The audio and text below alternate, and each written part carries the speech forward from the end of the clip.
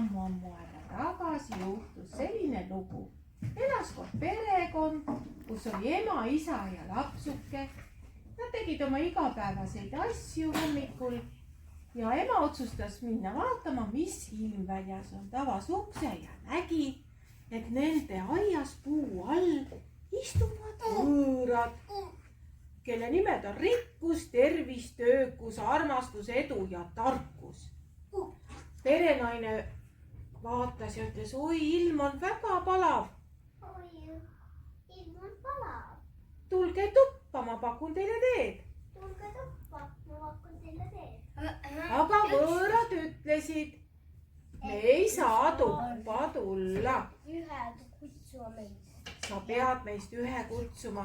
Vali, kelle sa kutsud. Vali, kelle kutsud. Sa pead oma mehega nõu pidama. Sa pead oma mehega nõu pidama. Ja naine läkski tuppa ja rääkis. Aga võõrad. Kutsuks nad tuppa, pakuks teed. Aga nad ei saa tulla. Me peame valima, kes tuleb esimesena. Seal istuvad tarkus, edu, armastus, töökus, tervis ja rikkus. Kelle me valime? Ja mees ütles, valime Rikkus. ja siis meil on raha elu lõpuni. Aga naine ütles, ei, valime, mis kasu on me rikkusest, Mis kasu on rikkusest? kui meil pole tarkust. Meil ei ole tarkust. Valime hoopis tarkuse. Tarkus. Valime tarkuse. Ja nii nad vaidlesid, kuni tuli nende väike tütreke ja ütles, emme ja issi, kutsume hoopis armastuse tuppa.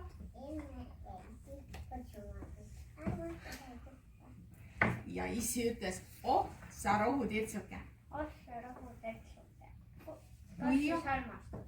No mine kutsu armastus tuppa. Armastus, tule tuppa.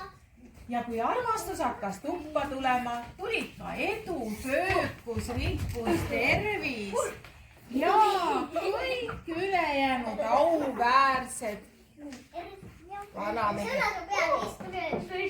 Sest sinna, kuhu läheb armastus, lähevad ka kõik ülejäänud